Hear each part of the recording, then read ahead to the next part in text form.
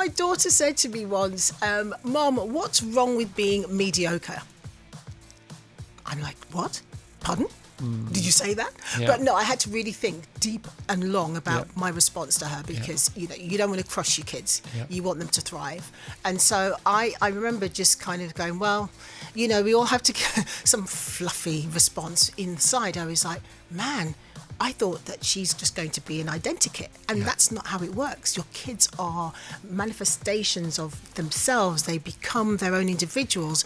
You cannot impart all of your knowledge to them. They can listen, you can guide, but ultimately their personality is already predisposed and you've got to let them find their way. Virgin Radio. Feel the power on Friday. Here we go. Vassos, over to you. She's an Olympic champion, sports presenter, mum, author, Strictly finalist, and the head of UK athletics. Who better to write a book about adaptability? Her new book, Adaptability, 7 Lessons to Thrive in a World of Competing Demands, is out now. And there ain't nothing like a Dame Denise Lewis. Dame Denise Lewis. There ain't nothing like a Dame. Nothing in the world. How are you, Denise? I'm fabulous. Oh my Well, you are gosh. fabulous. She's fabulous, everyone. She's fabulous. She's fabulous. We knew that. What an intro. Oh my gosh. What a book. Congratulations. What a human being you are. Katie Piper, OBE, sits on the front page, front cover rather, a must read for anyone looking to succeed in all areas of life. Adaptability, 7 Lessons to Thrive in a World of Competing Demands by the one, the only Denise Lewis. Every book I read, Denise, that's any good, and usually they are, otherwise we wouldn't ask people to come on the show to talk about them. Every book I've read has an oh my God page. Okay. All right. When I'm reading, I go, oh my God. Yours comes really early, page 23. Can I just read a bit of it? Tell me. Okay, it's about your mum.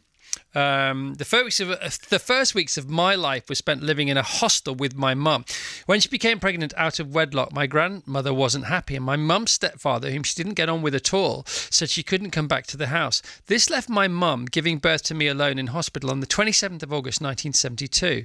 That in itself must have been hard, but to add to that, there were people circling around her trying to get her to give me up for adoption while she was still lying in the hospital bed.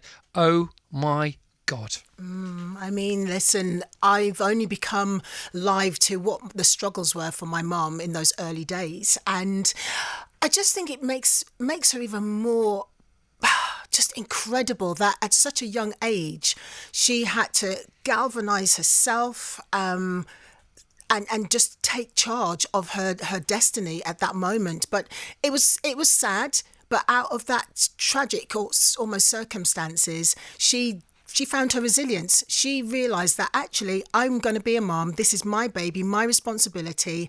I need to do better. I need to take charge and find a way out of this. I mean, the strength of her, because at her most vulnerable times, and mentally she must have been so weak, physically obviously, her emotions must have been all over the place. Next line says, papers were being thrust in her face and she didn't understand what was happening. It wasn't until one kind nurse said, you need to find someone to say that you have a home, that you've got somewhere to go, to otherwise your baby will be taken into care. Yeah, I mean, but it's not an unfamiliar story. And I go on to explain that, she was triggered recently, a couple of years ago, actually, where she was watching a documentary about women in Ireland who had to give up their children for adoption. And that just opened the floodgates for her.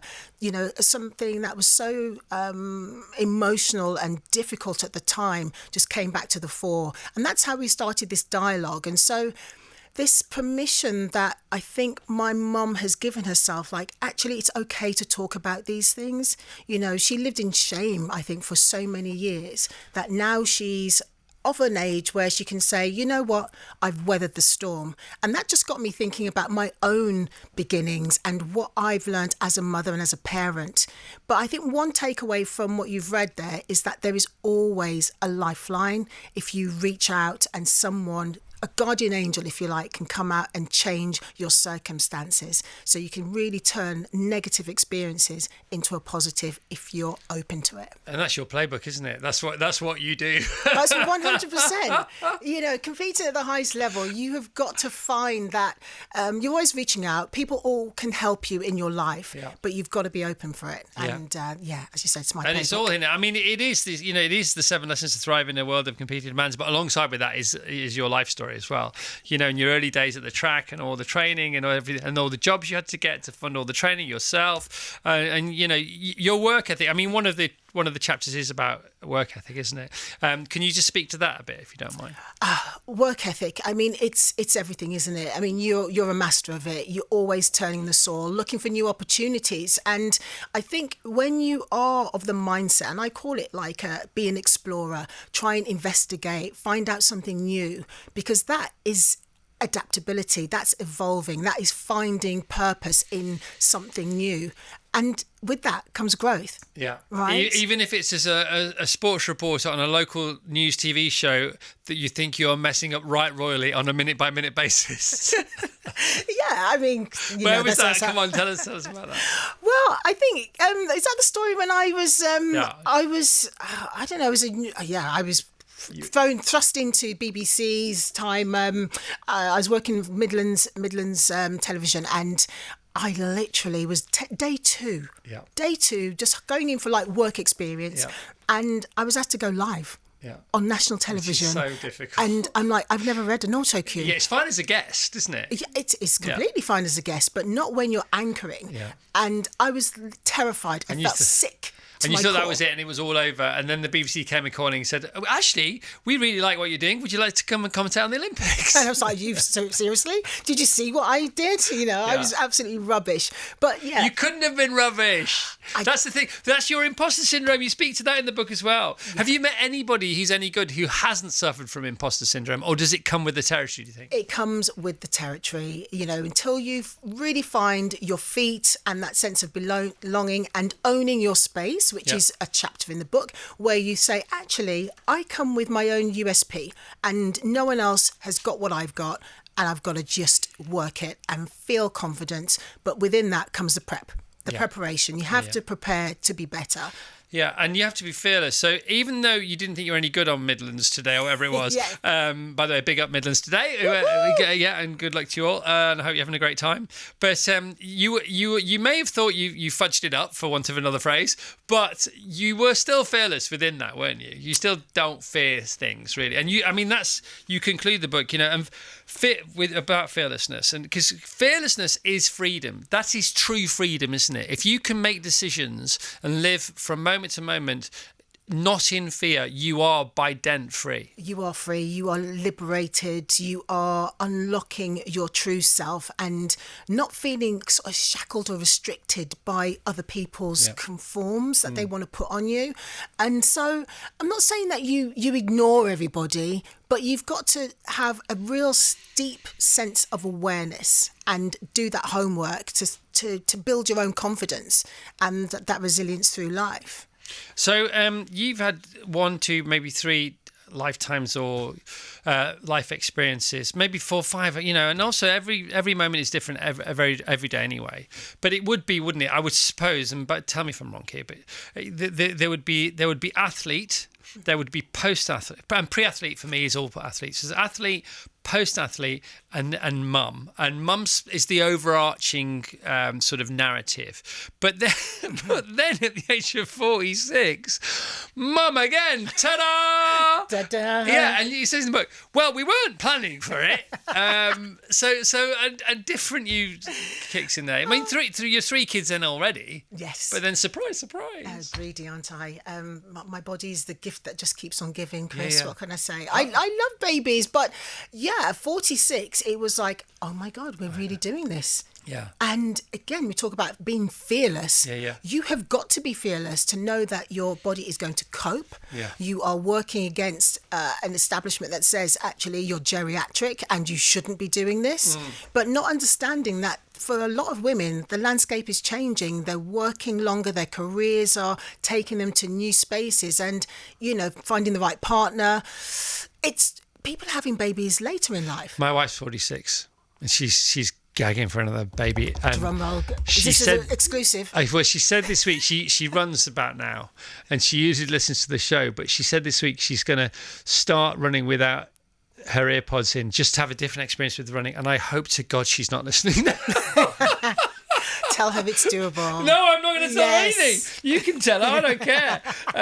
So look, there's so much to talk about in the book. Vassos is ready. He's inspired by it. Vassos, you pick up, and then I carry on. I love the chapter about trusting your instincts, and you teach people how to hone those instincts to be able to trust them. Yeah, you do. And that, again, is that self-exploratory strand of the book where you're just having to spend enough time with yourself. Ask yourself, questions about how do you feel? What do you want?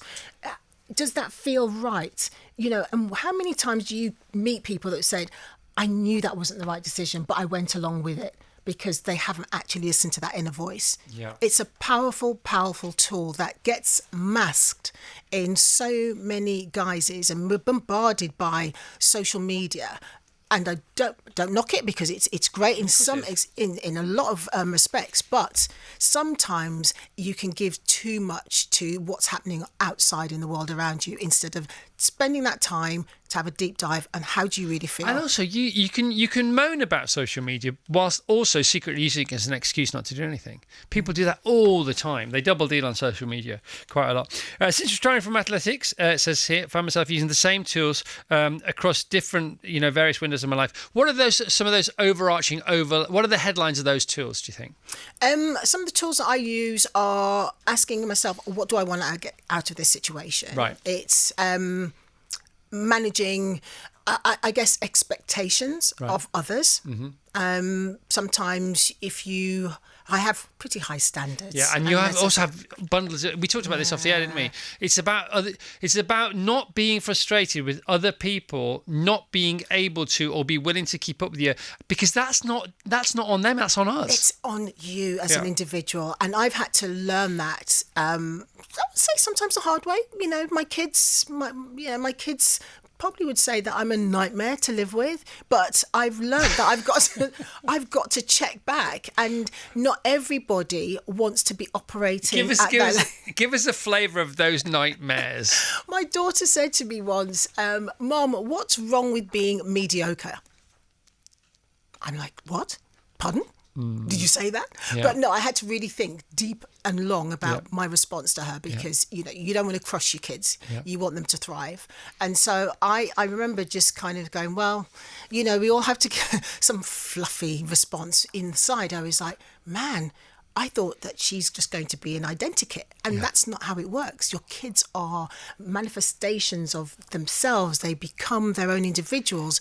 You cannot impart all of your knowledge to them. They can listen, you can guide, but ultimately their personality is already predisposed, and you've got to let them find their way. Yeah, and adversity is a great driver, and they don't have the same adversity that you had, and that's not their fault either. No, exactly. And so it's these lessons I've learnt, and it helps me pull back when I feel I'm being a nightmare. And trust me, I don't get things right all the time, but at least I have the courage to evaluate and reassess and go again. Little step back, little zoom out always helps, doesn't it? A little bit of perspective. Yeah. I know, I get that completely. What I found yesterday, so as I said, Walt and Daddy, so we've got twins 6.5. So Boo goes swimming with Mum on Thursdays, and Walt and I do various things. So bike ride, whatever.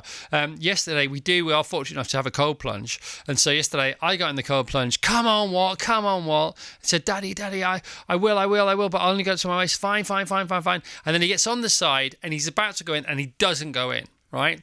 And for the first time, and this has happened a few times, for the first time in our relationship, I didn't say, come on, mate, what are you waiting? I just didn't say a thing.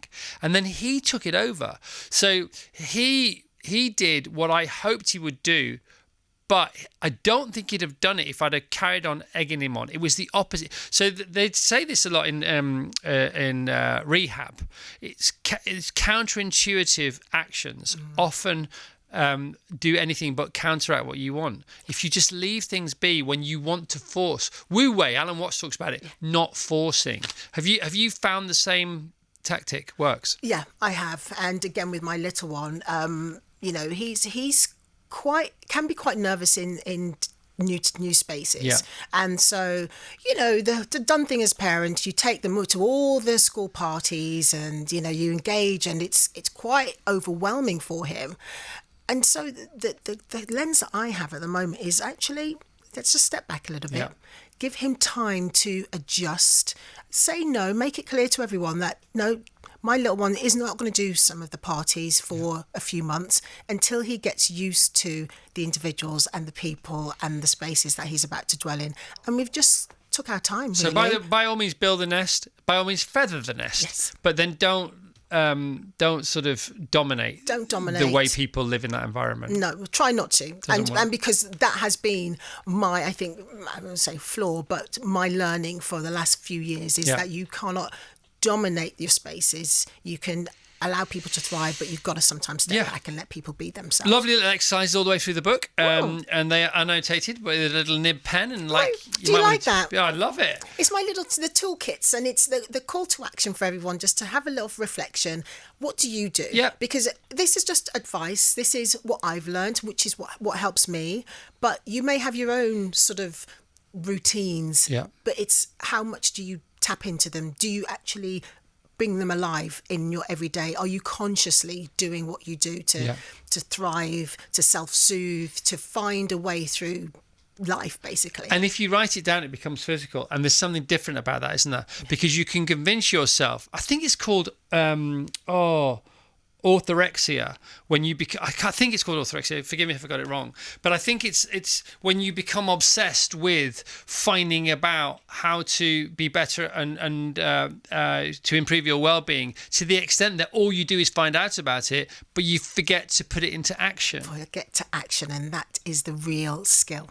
That is the real skill. Well, you'll know all about that when because you can think about going to the gym, can't you? And you can buy all the gear, and even better. Yeah. How many people just walk around in the gear? Yeah, of course. And they've never Walk even around seen the gym. Get the smoothie, get the protein shake. You haven't actually done any exercise yet. When you're up against it, if you ever were, by the way, we've never had this conversation in training. Were there days when Denise Lewis didn't want to train? No. Probably not. No, there weren't many days. Darn it. But you know what happens, Chris? It's like, the days where you don't actually have much energy, but you have to do that kidology and start telling yourself a different type of narrative. Yeah. So to get yourself going. Yeah. It's not a lack of energy, is it? It's a lack of mindset. It's a lack of mindset. You've always got miles more energy than you think anyway. Completely. And so one of the things I used to always insist from my coach is give me preparation. So you've got that really awful session that you have to complete sort of on a Wednesday. I want to know probably a week ahead that that's coming, so I can reframe that feeling and make friends with it. Yeah, completely. So make friends with it in order to go again. One of the what's great is in the chapters. I mean, they're pretty beautifully laid out chapters anyway. But if you do begin to get lost in one, and you sort of can't, but if you did, then you get a box, and the box means it's all right now. We can rest here. For example, the resilience building exercise. Make a note of your answers to the following. Write down 3 times in your life when you've worked through a major challenge. I mean, that got me thinking straight away, because do you go for the top 3, the most recent 3, and then you realise, my gosh, there's been loads, and then you have a bit more respect for yourself. So straight away, that's helping. I'm loving that you read this book. Before you've even written it down, how did you feel in each situation? What did you do to work through it? And you can actually gamify that.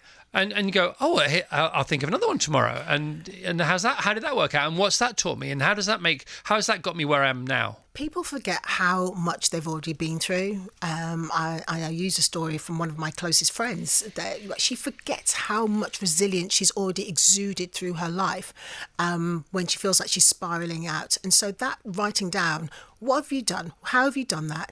And owning that story for yourself and those examples for yourself, really just like, okay, I can do this. Yeah.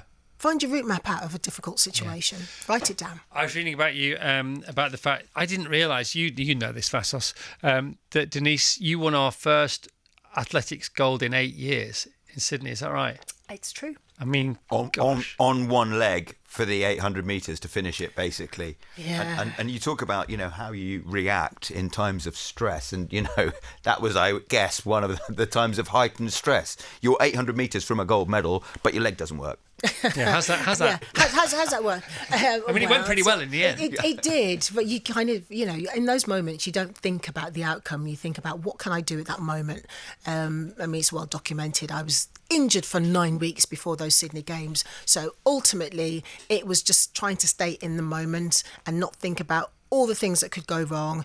The medal that I wouldn't have won, it was, own what you can do now and make that the best it can be. So it's those small wins that you're looking for yourself. Yeah, I mean, it's not about so much what you look like now, what you can do now, but it doesn't harm to the fact that this picture that we're seeing today, the you of 28 and the you of 52, photoshopped together, and you really, I mean, there's a join here, but only because they put one into the graphic. You literally can't spot the join. I mean, they do say often, don't they, rightly or wrongly, and it's not the same for everyone at all, and I get that. But often, your demeanour, your energy, your physicality is a scorecard for the kind of life you lead. How the heck are you still in that kind of shape 24 years on, Denise? Because you literally can't tell the difference. And I know people are going, it's all about genetics. And I think that plays a part to a small degree, but it's not all about genetics. You've got to. I've had to maintain this by the work as is that the best they've got to say? Are you joking me? They do, though. It's all about genetics. No, it's not. That's like saying you can only breathe if you've been born. Yeah, it doesn't make any sense. And sorry, we're off the beaten track. But it's about maintaining a bit of exercise. It's a bit of nutrition. It's about positive thinking as well. A bit of exercise, a bit of nutrition. What does that mean? Okay, you want me to lay it on the line? Yeah, I do. You do. Okay. Well, I try to train about 3 or 4 times a week. How's the training look? Bit of cardio, HIIT programs, bands, sort of, those resistance bands. Yeah. It's strength training. It's now yoga. Yeah. Yoga I put in the last couple of years. I love my yoga teacher. Need it. Again, breathing, wellness. The best ingredient, though? Sleep is also a thing. Sorry, I think it's a quiz. Even though if you're going to have another child at 46, you won't get much of that. But pretty decent window of breathing for a certain few hours in that. There you go. Yeah. But positive attitude. Yeah. I try and always seek the light, even when miserable things are happening around me. I try and look for the light. And miserable things will happen because otherwise, the number one thing that miserable things happening confirm is that you're alive. Yeah. Because if you weren't here, you wouldn't be experiencing those things. So the alternative is really bad. There you go. Denise, great to see you. It's always great to see you. Always great to see you. I sincerely hope my wife hasn't been listening. If I get home and she hasn't, I'll say, how was Denise? Oh, she didn't turn up. She was a nightmare. Heathrow's closed. Well, if you've got a special meal tonight and, the music's playing. Yeah. It's game on, Chris. In which case, I'm back in.